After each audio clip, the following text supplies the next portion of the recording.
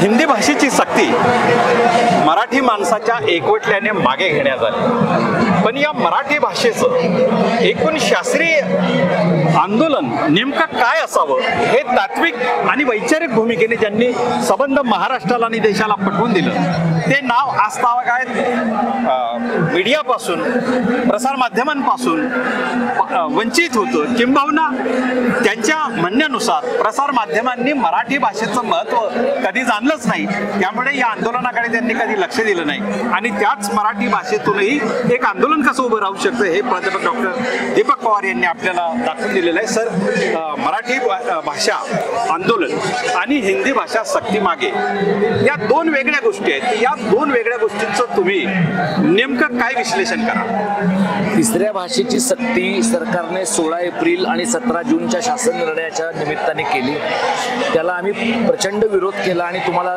लक्षात येईल की 11 मेला आणि 29 जूनला घेतलेल्या सभांच्यामुळे अंतिमतः सरकारला तो निर्णय मागे घ्यावा लागला. पहिल्यांदाच नागरी समाजाच्या चळवळी आणि राजकीय पक्ष यांनी एकत्रितपणे येऊन भाषेची चळवळ चालवली, पण ज्या शासन निर्णयामध्ये त्यांनी 2 शासन निर्णय रद्द करण्याचं म्हणणं मांडलं त्यातच नरेंद्र जाधवांच्या समितीची स्थापना झाली.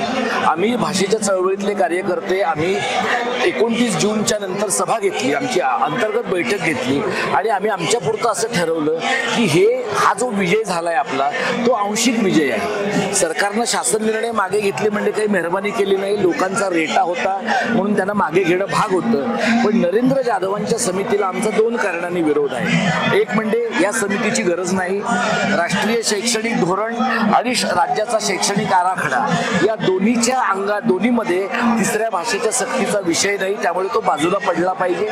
दुसरी गोष्ट म्हणजे नरेंद्र जाधव हे बालमानसशास्त्र, बालशिक्षण आणि भाषा विज्ञान याचे तज्ज्ञ नाहीत. ते तसे तज्ज्ञ जर नसतील तर या बाबतीमध्ये स्वतः नरेंद्र जाधवांनी स्वतःच्या सत्सद विवेक बुद्धीचा वापर करून या प्रकारच्या समितीचं अध्यक्षपद स्वीकारायला नको होतं. आता आणि दुसरं म्हणजे गेल्या 16 ते 22 या काळामध्ये ते राज्यसभेवर होते, सरकारच्या राष्ट्रपतींच्या यादीमध्ये. आपल्याला माहिती आहे राष्ट्रपतींची यादी कशी बनते. आणि दुसरी महत्त्वाची गोष्ट म्हणजे ज्या प्रकारची सलगी त्यांची संघ भाजपच्या लोकांची आहे, त्यामुळे उद्या हा अहवाल आल्यानंतर हा एका बहुजन समाजातल्या माणसाने तयार केलेला अहवाल आम्ही नाकारतो आहोत अशा प्रकारचं चित्र निर्माण करणं त्यांना शक्य होईल. त्यामुळे जाधवांच्या समितीला आमचा पूर्णपणे विरोध आहे आणि ही जी समिती आहे या समितीच्या विरोधामध्ये टोकाला जाऊन विरोध करण्याची आमची भूमिका राहील. हे जे आंदोलन आहे सर, म्हणजे जे शिक्षण समन्वय कृती समितीच्या माध्यमातून आपण जे उभं केलं हे भाषेचं आंदोलन आहे की भाषिकांचं? भाषेचं आणि भाषिकांचं दोन्हीचं ते आंदोलन आहे.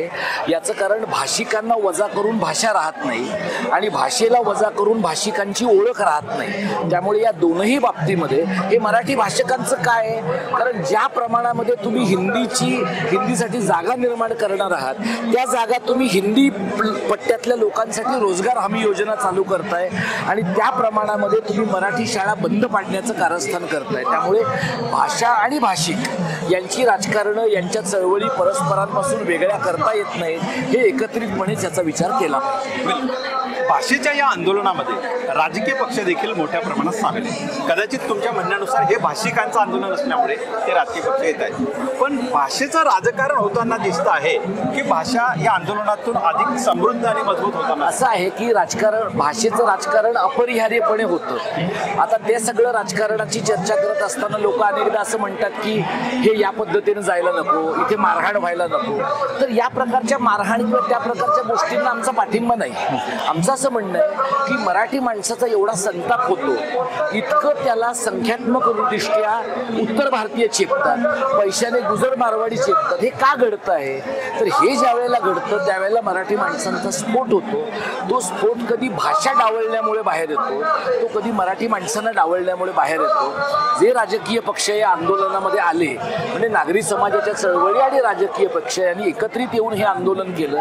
आमची सगळ्यांना विनंती आहे की मराठी मराठी भाषेच्या जीवन मरणाचा प्रश्न आहे, मराठी माणसांच्या अस्तित्वाचा प्रश्न आहे.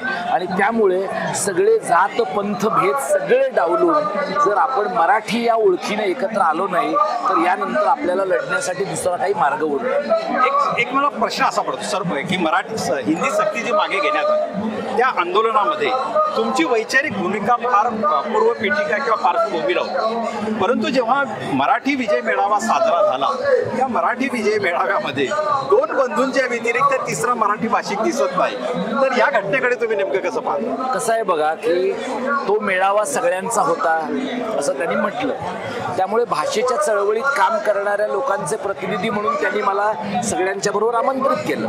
आम्हाला सगळ्यांना काही आमंत्रण होतं असं नाहीये. मी चिन्मयी सुमित आनंद भंडारे आम्ही प्रतिनिधी म्हणून तिथे गेलो, मराठी भाषक म्हणून गेलो. मला असं वाटतं की जर त्या कार्यक्रमामध्ये दोन भावांच्या मनोमिलनाच्या पलीकडे जाऊन भाषेच्या प्रश्नाची सविस्तर चर्चा करण्या इतपत सहनशीलता श्रोत्यांनी दाखवावी अशा प्रकारची वातावरण निर्मिती झाली असती तर दोन्ही पक्षांचं भलं झालंच असतं, पण भाषेचं आंदोलनही पुढे गेलं असतं असं मला वाटतं. एक शेवटचा प्रश्न विचारतो सर, हे आंदोलन जे भाषेचं करतायत यामध्ये हिंदी सक्ती मागे घेतली आणि समजा दादव समितीने रद्द झाली, बरखास्त झाली किंवा ती स्वीकारली नाही, तर हे भाषा आंदोलन संपून जाईल की हे पुढच्या पातळीवर नाही? आम्ही शालेय शिक्षण अभ्यास आणि कृती समन्वय समितीचं काम आत्ताच्या घडीला फक्त तिसऱ्या भाषेच्या सक्तीचं बद्दल आहे. त्याच्यानंतरचं काम मराठी शाळा, मातृभाषेतलं शिक्षण आणि एकूण महाराष्ट्रातलं शिक्षण एक दबावगट शिक्षणाचा म्हणून आम्हाला काम करायचं.